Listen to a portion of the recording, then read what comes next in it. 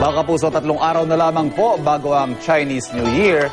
Pero imbes na swertihin sa balak ninyong bilhin ng mga Lucky Charms, naku baka malasin pa po kayo sa inyong mabibili. Ano po ba ang ating ibig sabihin? Kausapin natin ngayon si Eileen Lucero ng Eco Waste Coalition. Kasama po si Odrazen Ocampo ng QES Manila. Magandang umaga sa inyo. Good morning. Okay, paano ba natin nalalaman? Ito ho, dalawang grupo, ano, yung mga Lucky Charms na nandito ngayon. Paano natin malalaman kung alin yung toxic at alin yung hindi? Sa bahagi ng Eco Waste Coalition, meron kami ginagamit na device. Ito yung X-ray fluorescence analyzer, yung XRF, na nag-screen ng mga produkto sa merkado na binibili natin randomly. Okay.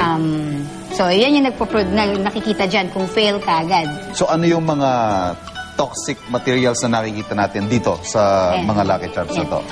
Nakitaan natin siya na meron siyang lead.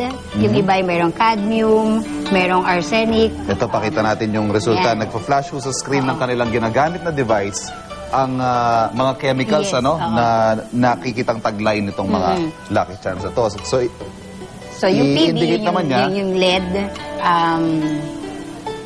fail siya. So, ilan siya, Oda? 5.15%. 5.15%. Ang acceptable limit ay? Yes. Around 90 ppm. So, yung 5.15% times 10,000, so ganun kataas siya. Okay. So, ibig sabihin yan, yung 5.15, 51,500 parts per million siya na lead. So, yung maliit na yan ay meron siyang ganun taglay na lead kagad. At ironic yan, kasi etong amulet na to ay intended for childless couples. Okay. Ibig sabihin, ito ay dapat gamitin ng mga gustong magbundes. Oo. At Pero nakakalungkot. ang chemical na taglay niya, lead ay nakakabaog.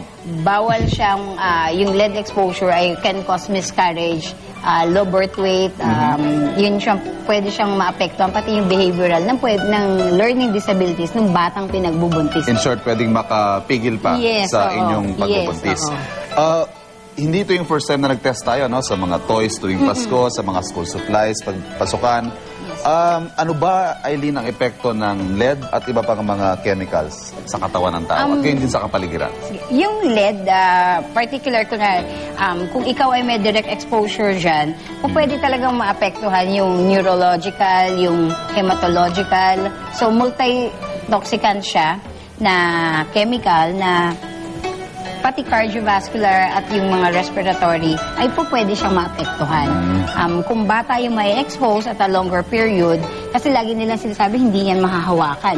Hindi naman yan nasusubo. So, sa longer period, hindi mo nakikita yung mga lead dust na pwede mo malanghap. Eileen, yung mga mamimili natin, wala naman silang access lagi sa ganitong aparato. No? Meron bang paraan para matukoy yung toxic at hindi? Sa tingin lang? Usually, the brighter colors, yun yung laging merong matataas na lead pigment na ginagamitan. Gaya nito, halimbawa, na ang tingkad ng pagkakapintura. No? Yes, oo. Lalo na yung mga, yun nga, makintab, tapos colorful. Yung iba naman, kunyari, this one, talagang precious stone siya. Hindi alatang hindi siya ginamitan ng pintura. Pwede natin siya ipatest kay Audra. So, ang resulta, so pass yung lumalabas sa kanya. So, ibig sabihin, wala siyang malinis itong ano na to. yung mga kababayan natin, sakaling makabili sila ng mga toxic na ganito na Lucky Charms, anong dapat nilang gawin? Ang isang sinasabi natin lagi, pwede nila itong isole. Ang problema lang nga, yung mga produkto na ito ay merong inadequate product labeling. So, walang manufacturer's name, walang At malamang sa manufacturer's lapag lang nila nabili. Yes, oo.